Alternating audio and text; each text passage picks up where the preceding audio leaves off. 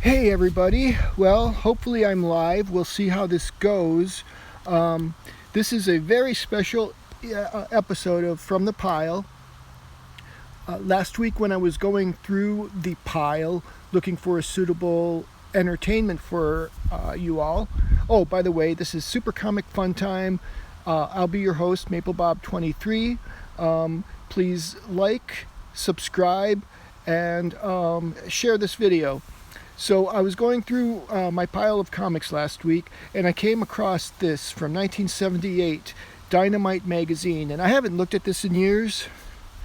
And so like what this was a kids magazine. It came out from the Scholastic.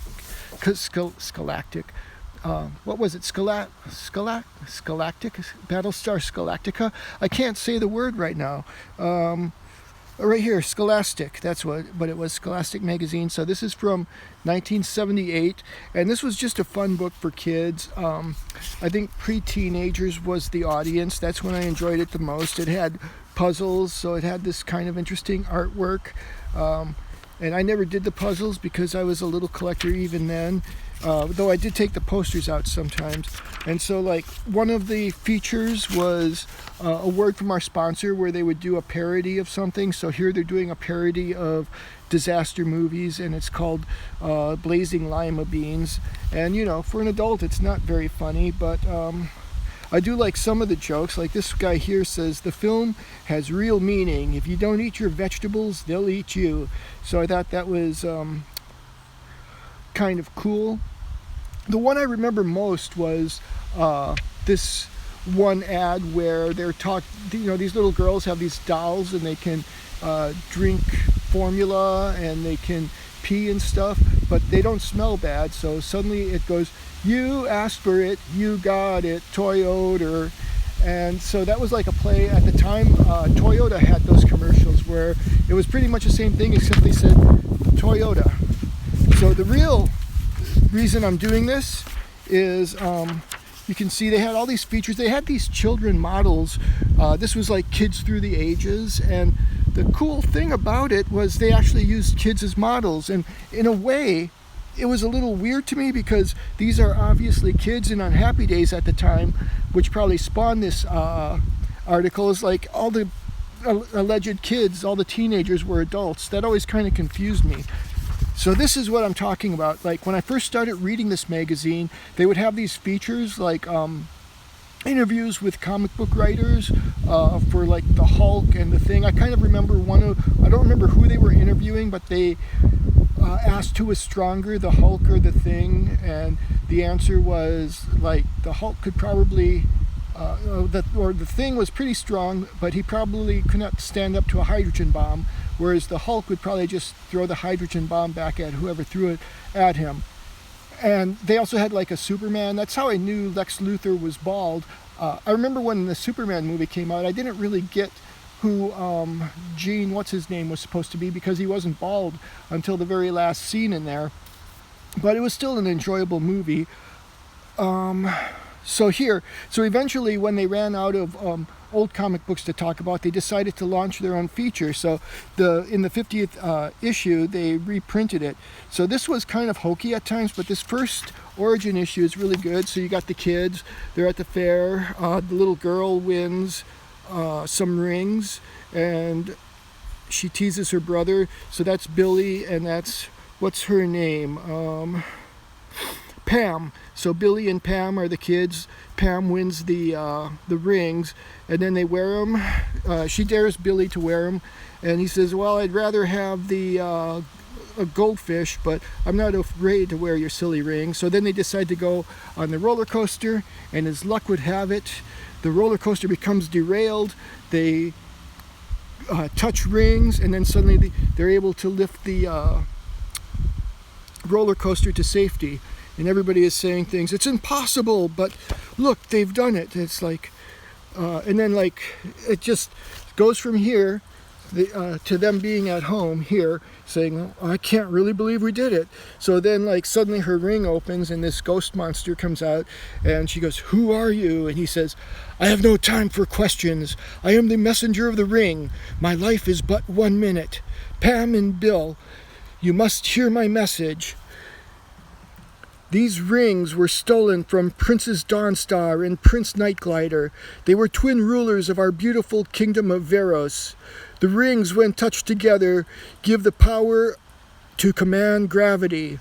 Then they ask silly questions. You mean we could make something heavier or lighter? And of course, now he's not saying, he just like says, he doesn't tell him again, I don't have time to answer your stupid questions. He says, you will discover your powers soon enough. With these rings, you yourselves can become Dawnstar and Nightglider. You must use these rings to find our missing rulers and return them to the throne. My minute is almost up. Beware the evil magician, Nefario. It is he who stole the rings, and he will stop at nothing. So then they're kind of stunned, and then like they said, oh, Dawnstar and Nightglider, that's kind of like a mouthful. And she goes, we need a nickname. And they look down and see a copy of their favorite magazine. I know, we'll be the Dynamite Duo. And then Nefero is watching out the window. Dynamite Duo. When I'm through with them, there'll be a fizzle. And then that's it. That's the end of the story. But, you know, it's only 3 pages long, and 1 page is this giant splash page. But it's kind of good for what it is. It gives you all the information you need. It's all logical. I liked it. They did introduce kind of a weird character in the next issue, a black guy who came out of the ring like a genie, and his name was Jive Turkey, because that's how people talked in the 70s, thanks to shows like Starsky and Hutch. And then, yeah, so that was like a fun thing, and it was because of this magazine that really helped me get into comics, because, you know, like I said, with the earlier issues, here's like a weekly feature called Bummers. They're kind of dumb now, but as a kid I kind of liked them. It's like, it was just like pet peeves. I always wondered what a peeve was. I didn't know what a pet peeve was at the time, and then like later on some kid had done a parody of it, and he goes, don't you hate peeves? What is a peeve? If you know, email me. Well, they didn't have email back then, but it was like something like that. So don't you hate blowing a huge bubble when no one is around to see? Oh, that's up here. And don't you hate telling a joke and forgetting the punchline? Don't you hate doing a video and not being able to pronounce scholastic? So in this 50th issue, they had like this, all these stickers of the previous issues. I don't remember what the first issue I got was. I remember the Cher one for sure. That might have been the first one. I remember the Invisible Man one, but I remember not having it. Like I was looking at somebody else's. Here you have JJ from Jimmy Walker from Good Times. He was a big hit at that time. Then you have Fonzie and the Sweat Hogs, the Elvis one, Space 1999. I was big into sci-fi even then, and I remember reading the article for the second season, and it was exciting, but then the second season I didn't think was as good as the first one. The Bionic Woman, I used to like that show, though I didn't know why. Laverne and Shirley and an Ape, I don't know what that was about. I don't remember. And so yeah, so Shields and Yarnell down here. So yeah, when I found this, I go, oh, I remember now. This is what really helped me fall in love with comic books, because, you know, they would have that feature, and the Dynamite Duo wasn't even that bad. Look at this girl. She would like teach you how to do mentalism. I just look at that. Even then, I thought that was weird, and I never actually saw anybody who walked around like that. And there's another word from our sponsor. This was like, you know, they sold records on TV, and that's like supposed to be Chuck Berry. Hi gang, remember the 50s, remember the 60s and the 70s, remember the 80s and the 90s. Phew, it sure got hot when it went up to the 90s. I'm so glad it's back down.